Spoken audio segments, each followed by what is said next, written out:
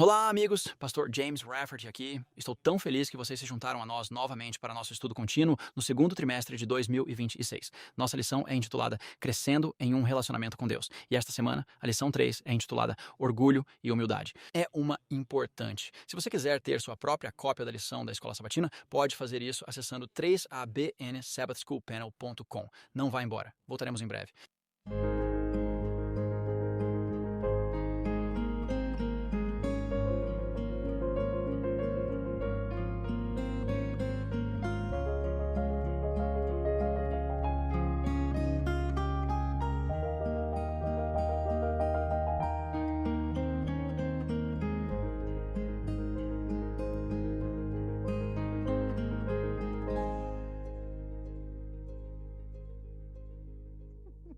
Olá, amigos, e bem-vindos ao nosso estudo contínuo. Nosso foco será ou está crescendo em um relacionamento com Deus e estamos na lição número 3, que se intitula Orgulho versus Humildade. Estamos tão felizes que você se juntou a nós. Vamos olhar para este tópico de diferentes ângulos. O tema que tenho para esta aula é chamado Os Dedos Apertados do Orgulho. E deixe-me apresentar-lhe o painel que vai abordá-lo de vários outros aspectos. À minha esquerda imediata está o pastor Ryan Johnson. Muito obrigado, Pastor Rafferty. Amigos, a lição de segunda-feira é sobre conhecer a si mesmo. Conhecer a si mesmo. E à sua esquerda imediata está o pastor John Lomacan. E eu tenho terça-feira Moisés, humilde servo. Está bem. E então, minha irmã em Cristo, Shelley Quinn. Vou ter a aula de quarta-feira. Qual é a maior ofensa? E por último, mas não menos importante, minha irmã em Cristo, Jill Marconi. Muito obrigado, Pastor James. Na quinta-feira, nosso título é simples. Olhe para ele. Amém. Vamos examinar este tema de vários ângulos. É o centro da grande controvérsia, este tema de orgulho versus humildade. Antes de fazermos isso, queremos fazer uma oração e pedir ao Espírito Santo que nos guie. Pastor Lomacan, pode fazer a oração por nós? Claro. Querido Pai no céu, é sempre uma bênção e uma grande responsabilidade quando falamos diante das pessoas. Oramos, Senhor, para que o que você nos deu para escrever e lembrar honre a você, Senhor. Envie seu Espírito Santo para ser aquele que traduzirá isso, de modo que sua comunicação traga glória somente a você. Em nome de Cristo, oramos. Amém. Estamos analisando vários versículos da Bíblia para a lição desta semana. 1 de João, capítulo 2, versículos 15 a 17. Lucas, capítulo 18, versículos 9 a 14. 1 de João, capítulo 1, versículo 9. Hebreus 11, 24 a 26. Lucas 22, 24 a 27. E Filipenses 2, 3 a 8. Nosso texto de memória está em Lucas 14 e versículo 11. Pois todo aquele que se exalta será humilhado, e o que se humilha será exaltado. Agora, se você gostaria de obter nossas anotações de aula, você pode fazer isso indo para o site 3abnsabbathschoolpanel.com e ficaríamos felizes em colocá-lo em nossa lista regular. Você faz isso uma vez, se inscreve uma vez e você receberá para sempre as anotações das aulas de cada um dos painéis, aqueles que estão apresentando. Então, vamos começar nossa aula para o sábado. Começa aqui com essa ideia de que conhecemos pessoas com grandes egos, aquelas que acham que nunca estão erradas, ou talvez você conheça alguém que quer estar no controle, que nunca está aberto a instruções ou críticas construtivas, ou alguém que parece estar constantemente em conflito ou é mestre em rebaixar outras pessoas. Nossas mentes podem imediatamente pensar nos outros, mas a verdadeira questão é: e quanto a cada um de nós? E quanto a cada um de nós? Ao apontar o dedo para os outros e negar o orgulho em nossa própria vida, enganamos a nós mesmos. Todos nós já lutamos com o orgulho. Todos já passamos por momentos em que queremos parecer, queremos agir, queremos falar ou parecer melhores do que aqueles ao nosso redor, porque acreditamos que somos melhores do que eles, pelo menos de alguma forma. Alguém disse uma vez que o orgulho emerge do desejo de mostrar que nossas vidas têm valor. Isso é profundo. No entanto, devemos saber que nossas vidas têm valor porque somos criados por Deus. Somos redimidos por Jesus Cristo. É aí que reside nosso valor. E é somente em Cristo que podemos diminuir o orgulho. E vamos ver isso cada vez mais à medida que analisamos isso, a lição desta semana.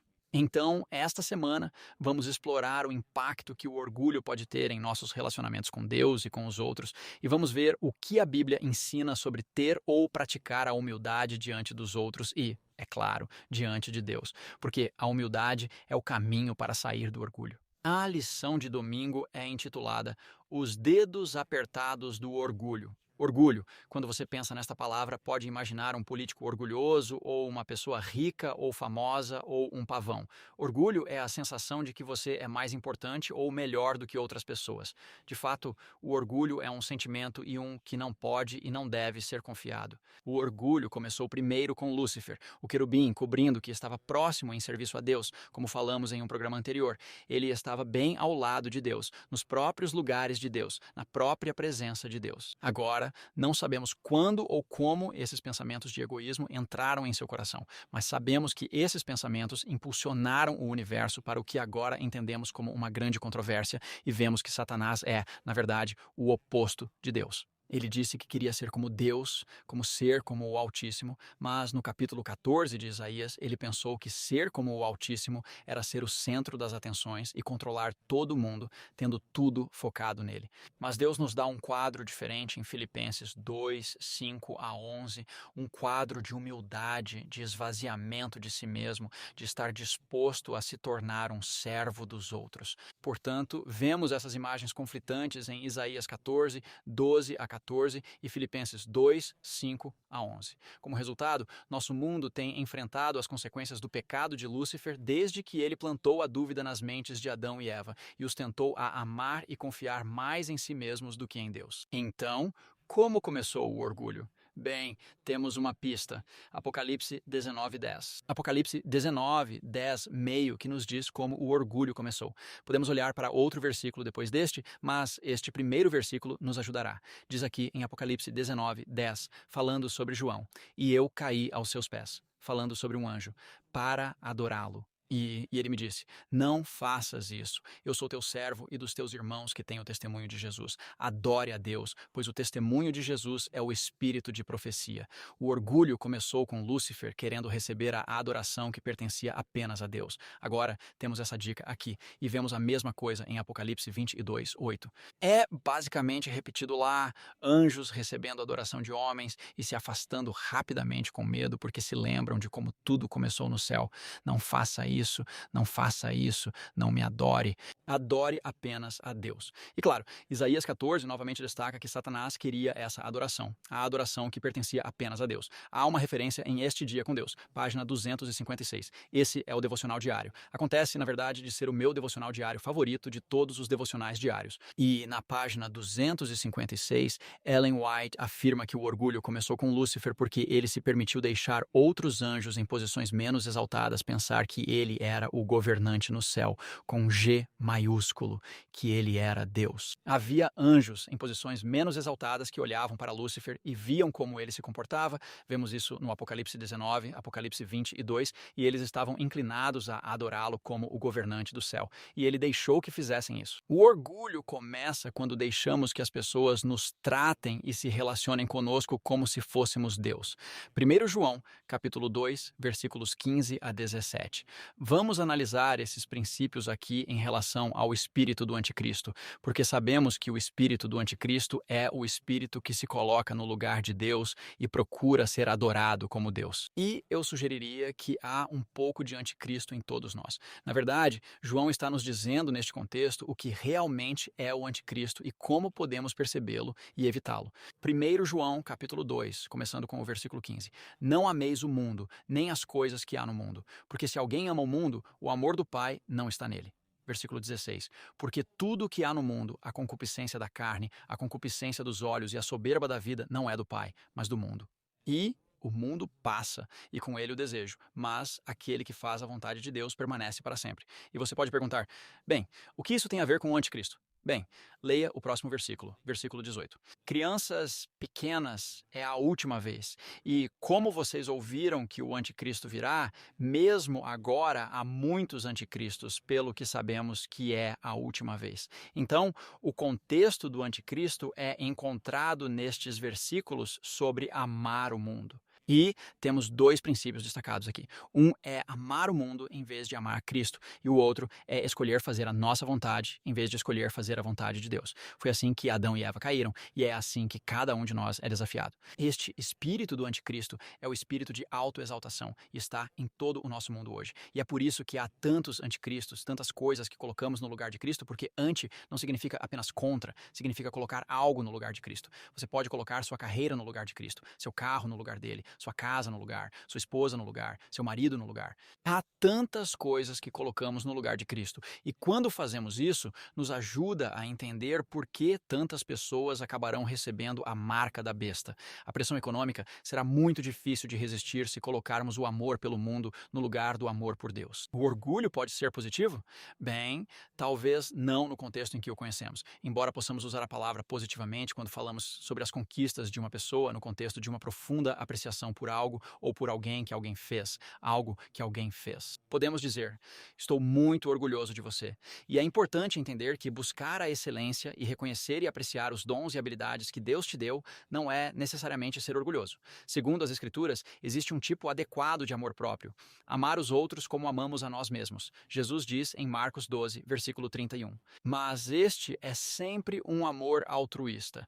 As pessoas também não são orgulhosas quando têm a presença de Deus em suas vidas e têm um propósito ou uma direção que Deus está lhes dando. O orgulho é concebido, é nutrido, é amadurecido quando não damos a Deus a glória pelo que Ele está fazendo em nossas vidas. Daniel, capítulo 4, é um exemplo perfeito disso. Nabucodonosor, certo, o orgulhoso rei da Babilônia. Ele havia conquistado o mundo, incluindo o povo de Deus. Bem, Deus, na verdade, permitiu que eles fossem para o cativeiro. Eles deveriam fazer um evangelismo de cativeiro. Eles tinham negligenciado seu propósito e então Deus disse, bem, deve haver uma maneira de eu alcançar Nabucodonosor. Talvez eu possa tirar algumas pessoas dessa apostasia e elas possam ser fiéis a mim. E eu possa realmente dar a elas uma conexão interna com Nabucodonosor e ele pode realmente se tornar um crente. O que aconteceu. Mas nesse processo, Nabucodonosor tinha muito orgulho. Muitos dos nossos líderes fazem isso. Na verdade, às vezes olhamos para eles e pensamos, esses caras são tão orgulhosos. E, é claro, ignoramos o orgulho em nossos próprios corações. Mas Nabucodonosor era um homem que Deus estava buscando para o céu, e ele usou Daniel, o evangelista, para alcançá-lo. Nabucodonosor chegou a um ponto no capítulo 4, onde ele se atribuiu a glória que pertencia. Não é esta a grande Babilônia que eu construí com o meu poder e para a minha glória? Bem, Deus é quem deu a ele tudo. Podemos dizer que Deus deu tudo a um rei pagão. Sim, foi ele quem usou Nabucodonosor. E só quando Nabucodonosor chegou ao ponto de reconhecer que Deus é quem estabelece reis e derruba reis, que Deus pode fazer o que quiser, com quem quiser, a qualquer momento, que Nabucodonosor foi humilhado em pó. Podemos dizer que Nabucodonosor teve que passar por um castigo de 7 anos. O maior período de espera na Bíblia. 7 anos de espera. E depois disso, Nabucodonosor percebeu uma verdade básica, e é isso que queremos entender enquanto continuamos nesta lição, que é que Deus é capaz de humilhar aqueles que andam com orgulho. Deus é capaz de nos salvar do orgulho. Lúcifer não foi salvo do orgulho, mas fomos infectados pelo vírus do orgulho e Deus é capaz de nos salvar desse orgulho. Portanto, devemos ter cuidado para lembrar que nossas posses, nossas habilidades, nossas realizações não determinam nosso valor. Em vez disso, nosso valor deve sempre vir de Deus, porque tudo o que temos, até mesmo aquilo que nos tenta ao orgulho, vem somente dele de qualquer maneira. Este é o ponto que nunca devemos esquecer. Nosso intelecto, tudo o que temos, tudo o que fazemos, qualquer coisa e tudo o que contribuímos tem Deus como fonte. E Deus diz a cada um de nós, de graça você recebeu, de graça dê. Deus nos dá para que possamos dar aos outros. Tornamo-nos um canal de bênção, de graça, de benefício. É um ciclo de beneficência que o universo de Deus funciona. E Ele quer que voltemos a esse ciclo de beneficência para remover nosso orgulho e nos encher com a humildade de Jesus Cristo. Eu sei. Bem, isso é realmente algo. Muito obrigado, Pastor Haffert. Você sabe, eu quero que você diga isso de novo. Então, quando o diabo traz pressões econômicas contra o povo de Deus, aqueles que nutriram um amor pelo mundo não serão capazes de resistir. Será impossível para eles se manterem de pé. Se eles, passo a passo, cederam às exigências mundanas, estão se preparando para ir até o fim com a marca da besta. Bem, muito obrigado por compartilhar isso. Louvado seja o Senhor todos. Nosso pastor Ryan Johnson e eu temos a lição de segunda-feira aqui nesta sequência, e o título é Conheça a si mesmo. Como o pastor disse, é muito fácil para nós olharmos para os outros, mas ousamos nos conhecer? Devemos, por Cristo Jesus. Bem, o pastor Barnes subiu ao púlpito e, a propósito, se isso está se assemelhando a alguém que você conhece, é puramente coincidental. Eu prometo, ele estava com uma camisa engomada, ele tinha o melhor terno, ele tinha uma Bíblia muito cara, ele estava orgulhoso daquela Bíblia e entrou com postura ereta e ele lustrou seus abotoaduras. Eu gosto de abotoaduras. Meu pai usava abotoaduras, então eu as uso. Não há nada de errado com abotoaduras, nada de errado com uma Bíblia cara. Nada de errado com um bom terno. O pastor Barnes tinha essas coisas como uma demonstração externa de quem ele era e em um esforço fraco para mostrar o que ele achava que era santidade. E ele está lá no púlpito e ele é um bom pregador. E chegou a hora da oração e, Pai, ele orou. Sim, ele orou. Mas enquanto estava orando, no fundo de sua mente, ele estava agradecendo ao Senhor pelo que o Senhor o ajudou a superar. Mas então, no fim de sua oração mental, ele disse: E obrigado por eu não ser como o Joe desviado ali no canto, que nunca consegue se endireitar e nunca se veste bem para a igreja. Bem, ali está o Joe desviado. Joe desviado está sempre regredindo e ele acabou de decidir em seu coração que ele iria à igreja naquele dia. E ele foi. E apesar de ninguém nunca querer que ele estivesse na frente no palco, ele apenas rastejou para o fundo da igreja e estava sentado no canto. E enquanto o pregador pensava no que achava sobre o desviado Joe estava quase pensando a mesma coisa, no qual ele estava dizendo: Senhor, eu não mereço estar na sua presença. Mesmo assim, eu ousadamente venho à sua presença. Perdoe-me, Senhor, pois sou indigno.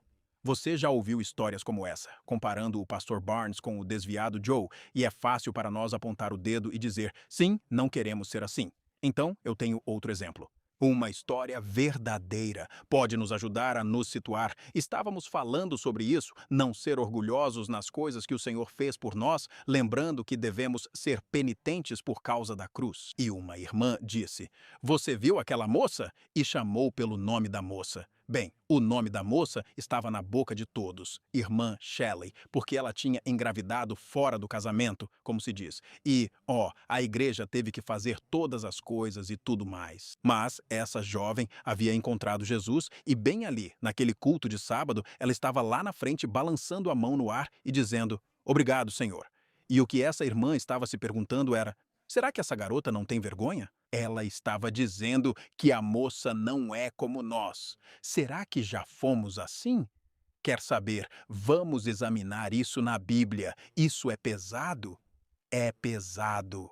Aqui estamos em Lucas, capítulo 18, e diz no versículo 9: E Jesus contou esta parábola a alguns que confiavam em si mesmos que eram justos e desprezavam os outros. Disse: 2 homens subiram ao templo para orar. Um era fariseu, o outro publicano. Versículo 11. O fariseu ficou de pé e orou consigo mesmo: Deus, eu te agradeço, porque não sou como os outros homens, extorsionários, injustos, adúlteros, ou mesmo como este publicano aqui. Jejuo 2 vezes na semana. Sou vegetariano.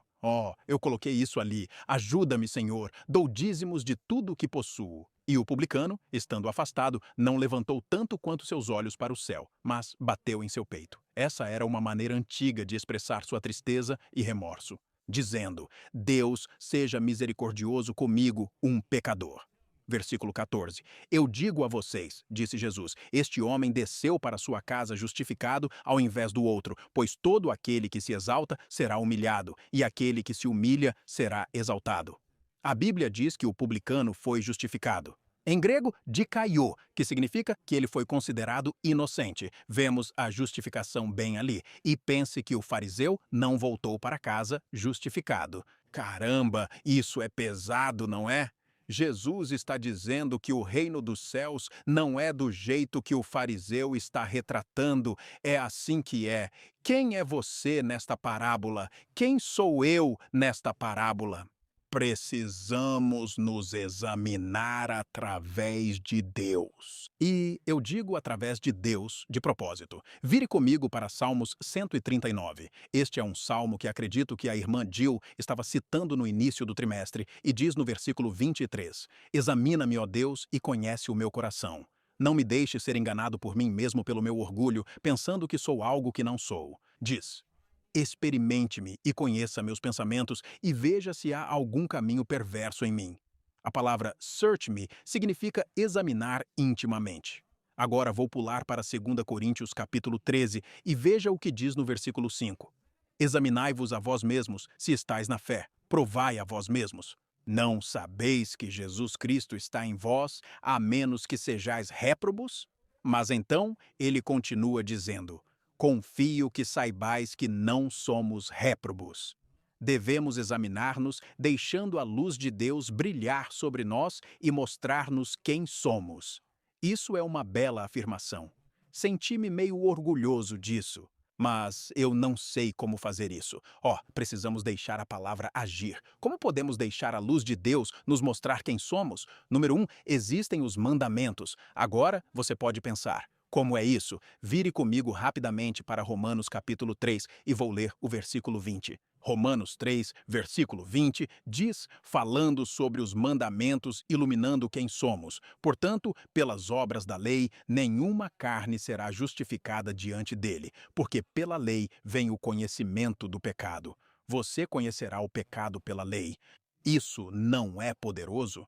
A lei que ouvi um pregador dizer é diagnóstica ou tenha misericórdia. Os mandamentos nos mostram o que é erro. Pode revelar nossas verdadeiras motivações. Agora, rapidamente vá, mesmo livro, Romanos, para o capítulo 7 de Romanos e vou ler o versículo 7. O que diremos então? A lei é pecado? De jeito nenhum. Não, eu não tinha conhecido o pecado. Eu não sabia, senão pela lei. Pois eu não teria conhecido a cobiça se a lei não tivesse dito, não cobiçarás. A lei nos mostrará a nós mesmos. Como mais podemos ter a luz de Deus para nos mostrar quem somos? Devemos examinar a vida de Jesus Cristo. Veja o que diz em 2 Coríntios capítulo 3, e eu vou ler o versículo 18. Mas todos nós, com o rosto descoberto, contemplando como em um espelho a glória do Senhor, somos transformados na mesma imagem, de glória em glória, como pelo Espírito do Senhor. Diz que quando observamos o Senhor, a luz é mostrada ou iluminada sobre nossa verdadeira natureza, e enquanto estamos olhando, somos transformados. Devemos dedicar um tempo para estudar a vida de Jesus Cristo. Como mais podemos permitir que a luz de Deus nos mostre quem somos? Devemos estudar a cruz, e eu separo isso da vida de Cristo. Sei que foi parte do seu ministério, mas devemos estudar a cruz. Vire comigo para Gálatas capítulo 6 e vou ler o versículo 14. Ele diz, mas Deus não permita que eu me glorie.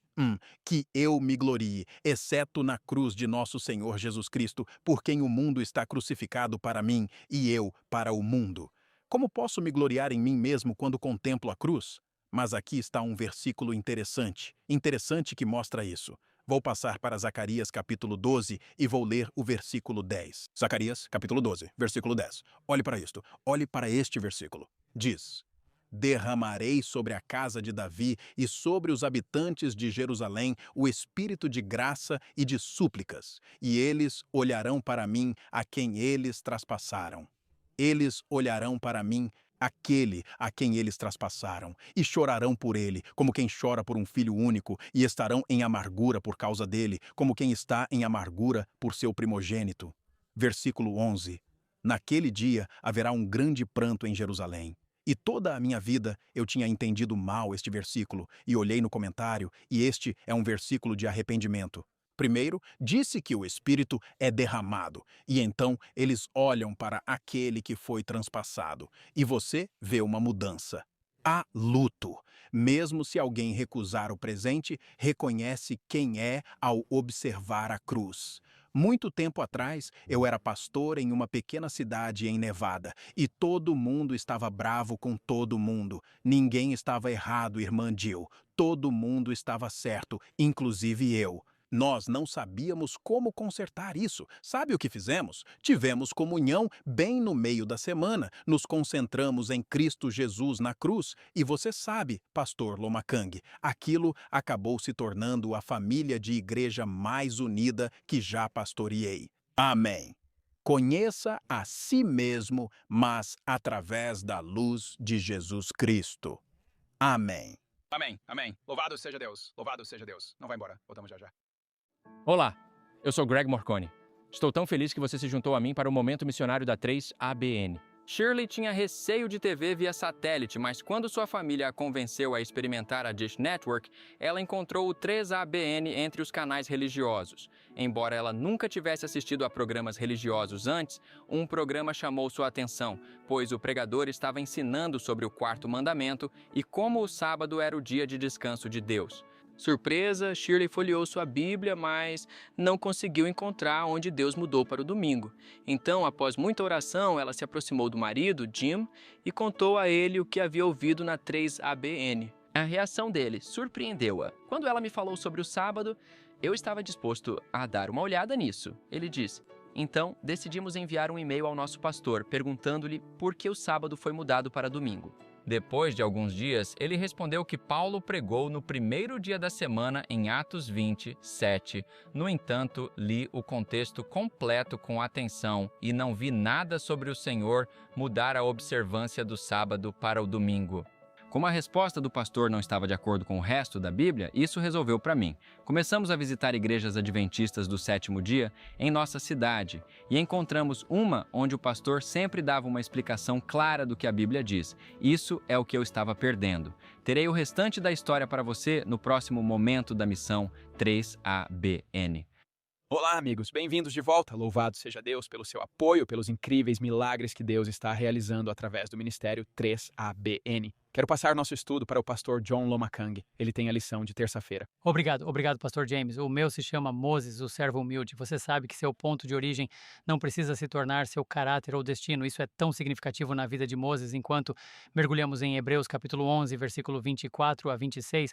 Agora vou ler para você ouvir. Pela fé, Moisés, quando atingiu a maioridade, recusou-se a ser chamado filho da filha de Faraó, escolhendo. Isso é a coisa mais poderosa que ele fez. Antes sofrer aflição com o povo de Deus do que desfrutar os prazeres passageiros do pecado, ou os prazeres do pecado por uma temporada. Eu gosto do jeito que a versão King James diz isso. Considerando a afronta de Cristo, riquezas maiores que os tesouros no Egito, pois ele olhava em direção à recompensa.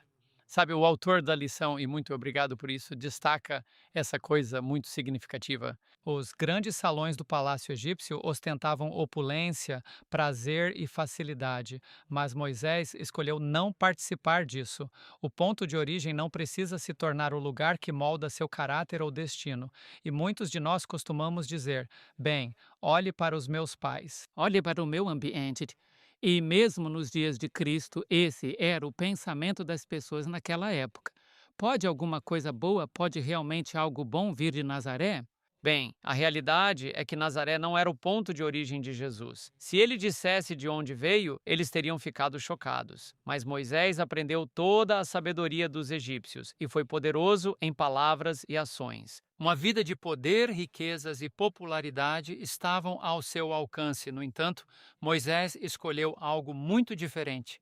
Ellen White fala aqui no livro Patriarcas e Profetas. Como historiador, poeta, filósofo, general de exércitos e legislador, ele se destaca sem igual. Mesmo com o mundo diante dele, ele teve a força moral para recusar as lisonjeiras perspectivas de riqueza, grandeza e fama, escolhendo antes sofrer aflição com o povo de Deus do que desfrutar dos prazeres do pecado por um tempo. Então, a pergunta é, o que Hebreus 11, 24 e 26 nos dizem sobre por que Moisés escolheu um caminho diferente e se humilhou? Então, vou dividir isso em, deixe-me ver quantos pontos eu tenho aqui. 3 principais e depois cerca de 3 subpontos. O primeiro que me vem à mente é que Moisés escolheu identidade em vez de posição. Isso é importante. Identidade em vez de posição. Você pode ter uma ótima posição, mas isso impacta a sua identidade. Algumas pessoas se descrevem com base na sua posição. Eu sou o. Mas quem você realmente é? Se esse título fosse removido, sua honra, dignidade e integridade ainda estariam intactas? Algumas pessoas se apoiam em seu título para dizer: eu sou digno de sua honra. Mas se você não tivesse título, a honra seria dada a você apenas por ser uma pessoa humilde e íntegra? Coisa muito importante a considerar. Pela fé, Moisés, quando atingiu a maioridade, recusou ser chamado filho da filha de Faraó. Ouça os pontos que vieram à minha mente. Moisés estava legalmente, culturalmente e socialmente posicionado como realeza do Egito, mas as escrituras dizem que ele recusou essa identidade. Por quê? Isso nos diz que sua humildade começou ao rejeitar uma identidade falsa. Ele sabia que não era egípcio de nascimento. Ele não esqueceu seu verdadeiro nascimento, seu verdadeiro ponto de origem. Às vezes, precisamos lembrar que não nascemos nesta ou naquela família, mas quando aceitamos Jesus Cristo, somos filhos e filhas de Deus. E isso requer um nível mais alto de identidade e integridade em uma sociedade onde as pessoas se rotulam como líderes disso, C e U daquilo, CF U daquilo outro, a pessoa que foi o fundador disso e o fundador daquilo. Se encontrarmos Jesus, isso é o mais importante. Se ele nos encontrar, essa é a próxima grande bênção. Ele nos exalta quando nós nos humilhamos, e certamente nos humilhará quando nos exaltarmos. Diz que ele escolheu pertencer ao povo do pacto de Deus, do que em vez da estrutura de poder do Egito. Agora, eis a questão. Por que isso importa? Moisés humilhou-se porque a fé remodelou como ele definia quem ele era, não apenas o que tinha. Muitas pessoas possuem bens, mas são possuídas por seus bens, e às vezes os adoramos. Fazemos a mesma coisa. Você viu a casa deles? Você viu as garagens deles? Você viu quantas garagens eles têm? Você viu a coleção de carros? Você entende todas as letras atrás do nome deles? Às vezes tendemos a fazer isso. Tendemos a identificar uma pessoa com base em suas posses, mas Deus está dizendo: não faça isso. Olhe para eles da maneira como eu os vejo, de uma forma humilde. A segunda coisa que Moisés fez foi valorizar o sofrimento com Deus em vez do prazer sem Deus. Pense nisso, porque o mundo, do jeito que está nos moldando agora, temos que tomar essas decisões. Estamos perdendo as coisas que pensávamos serem garantidas, o que nos dá a oportunidade de segurar aquelas que são a bendita segurança. Moisés valorizou sofrer com Deus mais do que o prazer sem Deus, escolhendo sofrer a aflição com o povo de Deus, ao invés de desfrutar os prazeres do pecado por um tempo. O que aconteceu? O texto não nega que o Egito oferecia prazer, mas Moisés o via como temporário, prazeres passageiros. E as coisas que estão te segurando, elas são passageiras. Ou você está passando com elas. A palavra falecimento é uma palavra significativa. As pessoas falecem, mas não deixe que seus prazeres acelerem seu falecimento. Moisés não permitiu que isso acontecesse com ele. Moisés entendeu. Olhe para esses contrastes. O conforto pode ser uma ilusão, pode enganar. O prazer pode amortecer o propósito espiritual. Às vezes, a fé nos leva para longe da facilidade, para a dificuldade. Mas se eu disse isso anos atrás, e vou dizer agora. Prefiro estar em uma tempestade com Jesus do que em uma calmaria sem ele. E Moisés escolheu isso. Por que isso importa? A verdadeira humildade não é ódio a si mesmo. É submissão à vontade de Deus, mesmo quando isso custa. Sim, conforto. Isso é bom. Minha esposa e eu estávamos estudando o livro de Atos, e Paulo e Silas na prisão de Filipos, porque se recusaram a parar de pregar sobre Jesus. Mas isso levou à humildade dos que estavam ao seu redor e à exaltação do Cristo que estava neles. Às vezes, escolher seguir Deus vai te custar algo, mas esse custo se torna um benefício para aqueles ao seu redor, como o carcereiro de Filipos e toda a sua família receberam Cristo. Não tema o custo da obediência, mas espere a recompensa dessa obediência. Moisés entendeu que a recompensa vem depois. O custo, às vezes, vem antes. Disse que Moisés valorizava a reprovação de Cristo séculos antes da encarnação, o que significa que Moisés falava em terminologia messiânica. Ele escolheu as reprovações de Cristo. Espere um minuto, Jesus ainda não tinha vindo, mas Hebreus disse que ele escolheu as reprovações de Cristo, o que significa que ele sabia que a promessa de Cristo era uma bendita certeza. Por que isso importa? Moisés se humilhou porque acreditava que a promessa futura de Deus superava o poder presente do Egito. E quanto a você, seu trabalho significa mais do que a eternidade? Sua posição na sociedade significa mais do que a eternidade? A opinião das pessoas sobre você se torna mais importante do que a maneira como Deus sabe que você é. Temos que pesar tudo à luz da eternidade, como minha esposa e eu dissemos, juntos para sempre, eternidade em vista. Comece a pesar tudo e permita que tudo ao seu redor se torne contextual à face da eternidade. Agora vamos analisar os insights teológicos. Por que Moisés escolheu o caminho mais baixo? A humildade de Moisés fluía de 3 convicções. Aqui está a primeira. O povo de Deus valia mais do que o palácio de Faraó. É vital lembrar disso. Salmo 84:10. Melhor é um dia nos teus átrios do que 1000 em outro lugar. Êxodo 2:11. Moisés saiu para ver seus irmãos e observou seus fardos. Ele sabia que era melhor estar em um lugar humilde com Deus do que em um lugar exaltado com o Faraó. Segunda coisa, a aprovação de Deus valia mais do que os aplausos do Egito. Você deseja aplausos? Quer ouvir as pessoas dizerem: ótimo trabalho, maravilhoso, que canção, uau, ninguém consegue fazer como você, esse é um lugar perigoso para se estar, amém? O Senhor disse: tenha cuidado quando os homens falarem bem de você. Moisés não queria isso. Ele escolheu a aflição como algo temporário e a glória como algo eterno. Como diz o apóstolo Paulo em 2 Coríntios 4:16-18, ele diz: portanto, não desanimem. Mesmo que o nosso homem exterior esteja perecendo, o homem interior está sendo renovado dia após dia, pois nossa leve aflição é apenas por um momento, mas está operando em nós um peso de glória eterno e muito mais excelente. Por quê? Enquanto não olhamos para as coisas que se veem, mas para as que não se veem, pois as coisas que se veem são temporárias, mas as que não se veem são eternas. E a terceira coisa é o quê? O futuro de Deus valia mais do que a fortuna do Egito. Romanos 8:18 diz: os sofrimentos presentes não são dignos de serem comparados com a glória futura. Lembre-se disso, pois considero que os sofrimentos do tempo presente não são dignos de serem comparados com a glória que será revelada em nós. E assim, amigos, aqui estamos nós no cruzamento. Glória agora, glória depois. Reino terreno, reino eterno. A escolha é sua. E quando você for comparar ambos, faça como Moisés fez. Escolha os valores eternos como maiores. Amém e amém? Muito obrigado.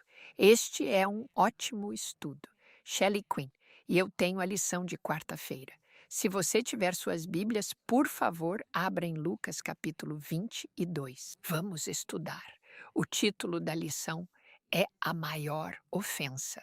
Então, só por um minuto, imagine que você tem caminhado com Jesus, você tem conversado com Ele, você come com Ele, você dorme perto dele, você o ouve rezar quando mais ninguém está. Ouve-o. Você o vê tocar em leprosos, perdoar pessoas e ressuscitar os mortos, e vê todas as multidões que estão se juntando ao redor dele. E então, adivinhe o quê? De todas essas pessoas, ele escolhe você, um pequeno e não merecedor, para ser um dos 12. Você. Sabe, esse tipo de proximidade com o amor divino e a justiça divina deveria ter um impacto positivo no caráter.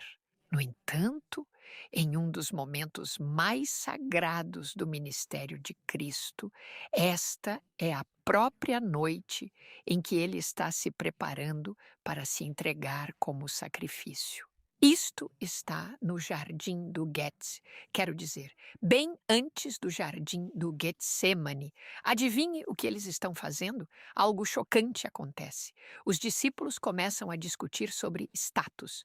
Lucas 22:24. Agora havia também uma disputa entre eles sobre qual deles deveria ser considerado o maior. Você pensaria que caminhar com Cristo teria eliminado o orgulho deles depois de todos esses anos. Ainda assim, o orgulho é tão insidioso que chega silenciosamente, gradualmente, de maneira sutil, mas com efeitos muito prejudiciais, quando cada homem se media contra o outro. Já fizemos isso alguma vez? Eles estavam se perguntando quem era o mais importante e como Jesus responde. Isso é tão interessante. Ele não os envergonha e ele não levanta a voz. Ele simplesmente redefine a grandeza. Olhem para Lucas capítulo 22. Vamos ler os versículos 25 e 26. Ele disse a eles: os reis dos gentios exercem domínio sobre eles, mas entre vocês não será assim. Pelo contrário, aquele que é o maior entre vós, seja como o mais novo, quem governa como quem serve. O coração desta mensagem é: não tão entre vocês. Jesus, quando o mundo diz que grandeza é ser notado, Jesus diz que grandeza significa ser rebaixado. O mundo diz que grandeza significa grande autoridade. Jesus vira a compreensão da grandeza de cabeça para baixo. E ele diz que grandeza significa serviço. Vamos olhar para o versículo 27. Lucas 22, 27. Quem é maior? O que está à mesa ou o que serve? Não é aquele que está à mesa? No entanto, eu estou entre vocês como aquele que serve. O maior na sala, o Criador de todo o universo, veio como um servo. Ele foi o servo. Filipenses 2, 5 a 7, já falamos sobre isso. Deixe que esta mentalidade esteja em você que estava em Cristo Jesus, que não fez reputação de si mesmo, assumindo a forma de servo. Uau! A liderança servidora era o coração de Jesus. A liderança servil é grandeza no reino de Deus. No entanto, se formos honestos, é aqui que está a nossa luta, não é verdade? O orgulho é sutil, nem sempre se anuncia. Frequentemente se esconde atrás de uma linguagem espiritua, atividade religiosa e até liderança. Os discípulos estavam debatendo sobre status. O orgulho sussurra: eu importo mais. A autossuficiência diz: eu não preciso de ajuda. E a comparação diz: bem, pelo menos eu sou melhor do que eles. Quando olhamos para as Escrituras, somos advertidos de que este não é um problema menor. Por que o orgulho é tão perigoso? Porque o orgulho nos cega, nos impede de ver nossa verdadeira condição e nos convence de que somos algo que não somos. Apocalipse 3, 17 descreve a trágica autoilusão do orgulho. Você diz: eu sou rico, fiquei rico, não preciso de nada. E você não sabe que é miserável, pobre e cego? Você está infeliz, está nu. O orgulho evita o autoexame e adivinhe, ele resiste ao arrependimento. O orgulho nos impede de nos ajoelharmos diante de Deus. Tiago 4, 6 diz: Deus resiste aos orgulhosos, mas exalta, ele dá graça, diz aos humildes. O orgulho não apenas enfraquece nosso relacionamento com Deus, ele bloqueia. Você não pode ter um relacionamento próximo com o Senhor quando anda com orgulho. Então, a dura verdade é que muitas vezes não vemos nosso próprio orgulho. Podemos estar ocupados servindo, ocupados ensinando, ocupados fazendo coisas boas, mas interiormente temos essa atitude de autossuficiência. O ego se senta no trono dos nossos corações. Em Mateus capítulo 23, versículo 12, Jesus disse: quem se exalta será humilhado e quem se humilha será exaltado. Você se lembra do que ele disse em Mateus 18? A menos que você se torne como uma criança pequena, de maneira alguma entrará no reino dos céus. Portanto, verdadeira humildade não vem de tentar mais, vem de se entregar mais profundamente. Precisamos parar tempo suficiente para autodiagnosticar Cuidado, para que você pense que está de pé, você cai. Precisamos pedir a Deus que revele o que não podemos ver, orando, como já falamos algumas vezes no Salmo 139, 23 a 24. Examina-me, ó Deus, e conhece o meu coração. Vê se há em mim algum caminho mau. E quando Deus te mostra, você precisa confessar e se arrepender. A boa notícia é a seguinte: se você reconhecer que não pode remover seu próprio orgulho, já está no caminho da humildade.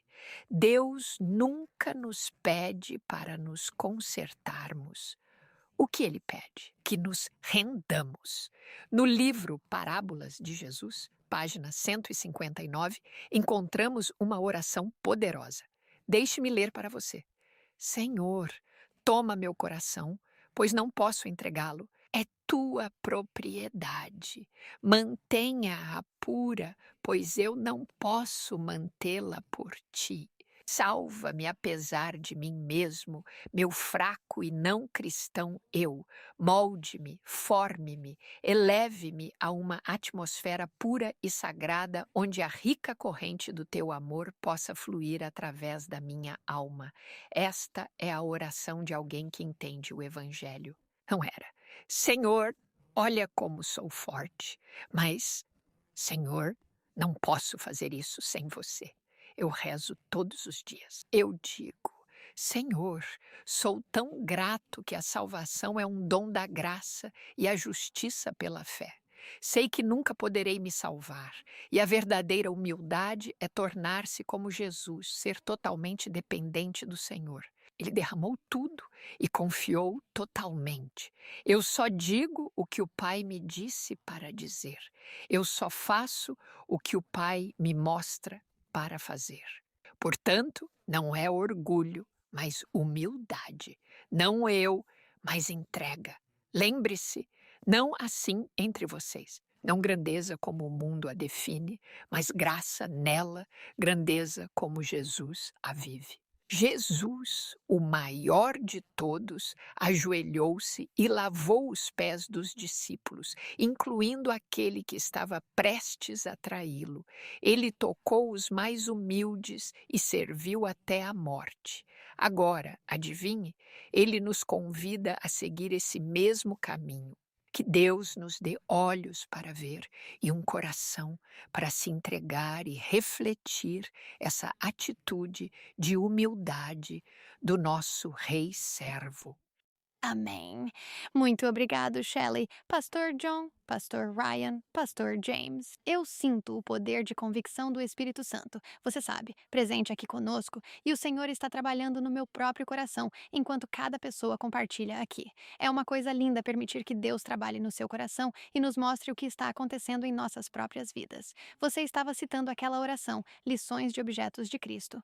Minha avó tinha isso na margem da Bíblia dela. E em algumas das minhas melhores lembranças, quando eu era uma garotinha, ela morreu há muitos anos, há quase 30 anos, mas eu ainda me lembro de crescer como uma garotinha, e ela me sentava ao lado dela e abria a Bíblia dela e fazia essa oração, e isso me leva de volta a esses dias, sabe? Eu escrevi na margem da minha Bíblia. E todos os dias, quando era adolescente, eu fazia essa oração, em parte porque minha avó fazia isso. Sabe, é uma daquelas coisas que são incutidas em você, mas as palavras são tão poderosas que não há nada de nós mesmos que possamos fazer. Somos dependentes, completamente e totalmente dependentes do Senhor Jesus para tudo. Então, eu sou a Jill Morricone. Na quinta-feira, eu amo este título, Olhe para Ele. Hoje falamos, garoto, todos temos orgulho e há coisas em nossos corações e vidas. E o que devemos fazer? Olhe para Jesus. Então, na verdade, temos um foco duplo na minha lição. Primeiro, vamos olhar para a humildade de Jesus e vamos encontrar isso em Filipenses 2. Já falamos sobre isso aqui, mas vamos mencionar novamente. E então, em segundo lugar, vamos terminar com como olhamos para Jesus. Sabe, é fácil dizer. Bem, apenas olhe para ele, Pastor Ryan. Como devo fazer isso? Você apenas olha para Jesus. Mas, praticamente, como olhamos para Jesus? Então, vamos falar sobre isso. Mas, primeiro, quando olhamos para a humildade de Jesus, vamos começar em uma escritura que Shelley falou, Lucas 22, 27. Estes são, claro, os discípulos, toda aquela discussão que eles tiveram sobre quem era o maior. E Jesus falando aqui no versículo 22, desculpe, Lucas 22, 27. Quem é maior, quem se senta à mesa ou quem serve? Não é ele quem se senta à mesa? No entanto, estou entre vocês como aquele que serve. Primeira lição. Quando olhamos para a humildade de Jesus, a humildade não é classificada pelos padrões humanos. Sabe, tudo o que fazemos é classificado por classe, por distinção, por posição social, por status, por posição, por dinheiro, os adornos do que o mundo considera sucesso, até por quem você é casado, ou se tem filhos, ou como é sua família. Mas a humildade não é classificada por nenhum dos padrões mundanos que observamos lá. Muitas vezes temos isso de forma invertida. Jesus veio, como disse Shelley, como um líder servidor. Agora vamos para Filipenses 2. É aqui que vemos a humildade de Jesus, nosso Senhor e Salvador. Vamos começar no versículo 3. Filipenses 2, 3. Nada façam por ambição egoísta ou vaidade. Acho que King James diz orgulho e vaidade. Mas com humildade considerem os outros superiores a si mesmos. Que cada um de vocês não olhe apenas para seus próprios interesses, mas também para os interesses dos outros. Conclusão. 2. Humildade considera as outras pessoas antes de nós mesmos. Como isso se parece na prática? Sabe quando alguém está contando uma história, sabe o que fazemos com frequência? Bem, deixe-me colocar a Jill nisso. Estou pensando, o que vou dizer? Você já se sentiu culpado por isso. Eles estão falando e eu nem estou processando o que estão dizendo. E estou pensando, eu tenho essa história que mal posso esperar para compartilhar, certo? Agora, isso é considerar Shelley melhor do que eu, ou é apenas pensar em mim mesmo? E quanto a quando você está trabalhando em um projeto e alguém menciona na frente, uau, fulano fez bem neste projeto. E eu estou pensando, mas eu participei desse projeto. Você não acha que poderia mencionar isso? Não, nem mesmo tomando a glória, ou se importando se outra pessoa recebe o crédito por algo em que talvez você tenha trabalhado. E se considerássemos que o nosso tempo é mais importante do que o dos outros, ou que o nosso dinheiro é mais importante do que o dinheiro das outras pessoas, ou que nós mesmos somos mais importantes. Sabe, aqui na 3ABN temos acomodações para os convidados que vêm e fazem programas. E eu nunca vou esquecer, isso foi há muitos anos. 2 pastores vieram. Lembra dessa história? 2 pastores. Agora, eles são homens da palavra. Eles estavam tendo uma discussão vigorosa, Pastor James, naquele apartamento de hóspedes sobre teologia. E um deles, o pastor João, ficou tão bravo com o outro que atirou a cadeira nele e quebrou a janela do apartamento. E então, no dia seguinte, eles deveriam aparecer na 3ABN e compartilhar a palavra de Deus. Você vê, às vezes mesmo na forma como mantemos a teologia e no que acreditamos, nos valorizamos e nossa própria posição e opinião como melhores do que as de outra pessoa. Continue. Estamos em Filipenses 2, 5. Tenha em você a mesma atitude que esteve em Cristo Jesus. Qual é a atitude de Cristo? Quem, sendo na forma de Deus, não considerou usurpação ser igual a Deus. A palavra forma em grego, morphe, designa a própria natureza de uma pessoa.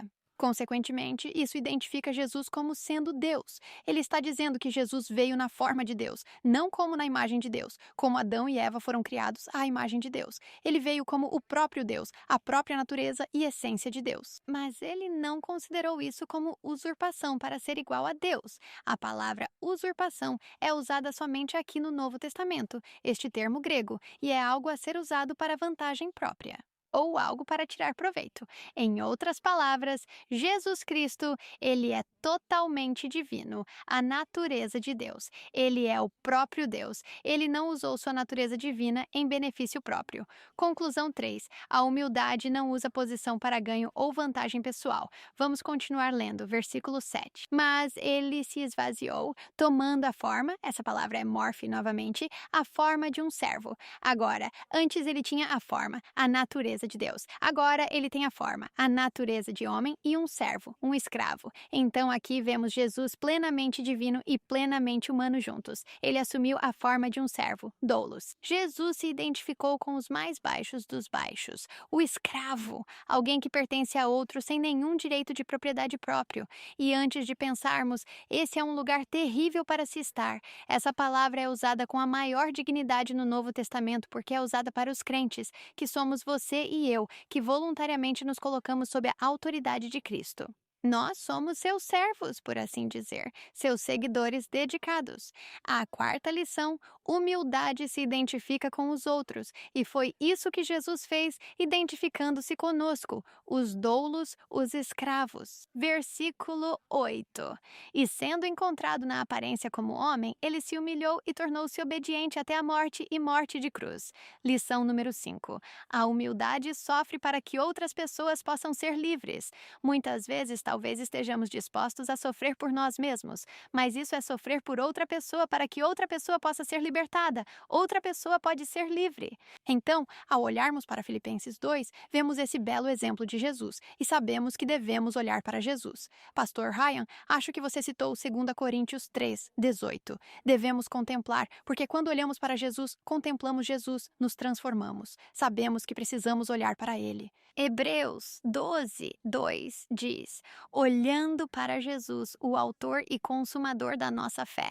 Quando olhamos para Jesus, podemos terminar. Isaías 45, 22 diz que quando olhamos para Jesus, isso nos salva. Sabemos que devemos olhar para Jesus, mas como olhamos para Jesus? Quero dar a vocês 3 dicas rápidas de como olhar para Jesus. Número 1, olhamos com visão espiritual. O pastor John citou Hebreus 11, 27.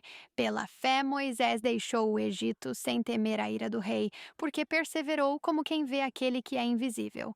Agora, não podemos ver Jesus literalmente, mas podemos vê-lo pela fé. Onde encontramos Jesus? Olhamos na palavra de Deus, encontramos Jesus na palavra.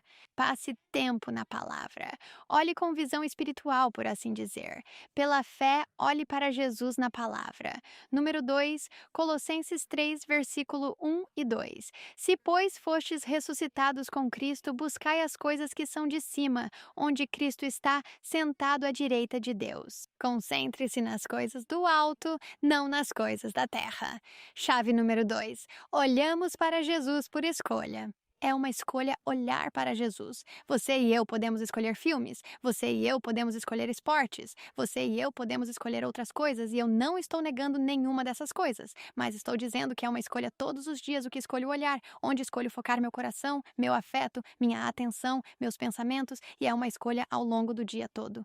Vou olhar para Jesus? Vou voltar para Jesus? Vou descobri-lo pela fé na sua palavra ou vou olhar para as coisas que Satanás naturalmente atrai meu coração? Quando olhamos para Jesus por escolha. E número 3, olhe para Jesus com sua necessidade mais urgente. O que isso significa? Toda vez que você e eu temos uma necessidade específica na vida, há uma escritura para atender essa necessidade. Há uma escritura para responder a essa necessidade. Não olhe apenas para Jesus de forma geral. Olhe para Jesus especificamente com o que você precisa agora. Amém. Obrigado, Jill. Acabamos de experimentar uma lição maravilhosa. Foi uma bênção para mim pessoalmente e nós vamos ter alguns minutos aqui para algumas considerações finais. Muito obrigado, Pastor Haffert. Você sabe, durante o momento de missão 3ABN, o Pastor Haffert e eu estávamos falando sobre aquele texto em Zacarias, onde se diz que havia um coração de humildade antes da efusão do Espírito Santo. E o Pastor Haffert estava apontando que é exatamente isso que acontece em Atos capítulos 1 e 2. Pentecostes, eles estavam humildes, houve um derramamento do Espírito Santo. Isso é o que experimentaremos nos últimos dias. Teremos corações humildes, haverá um derramamento do Espírito Santo. Obrigado. Para ser humilde, siga as palavras de Cristo. Marcos 9:35. Se alguém deseja ser o primeiro, ele será o último de todos e servo de todos.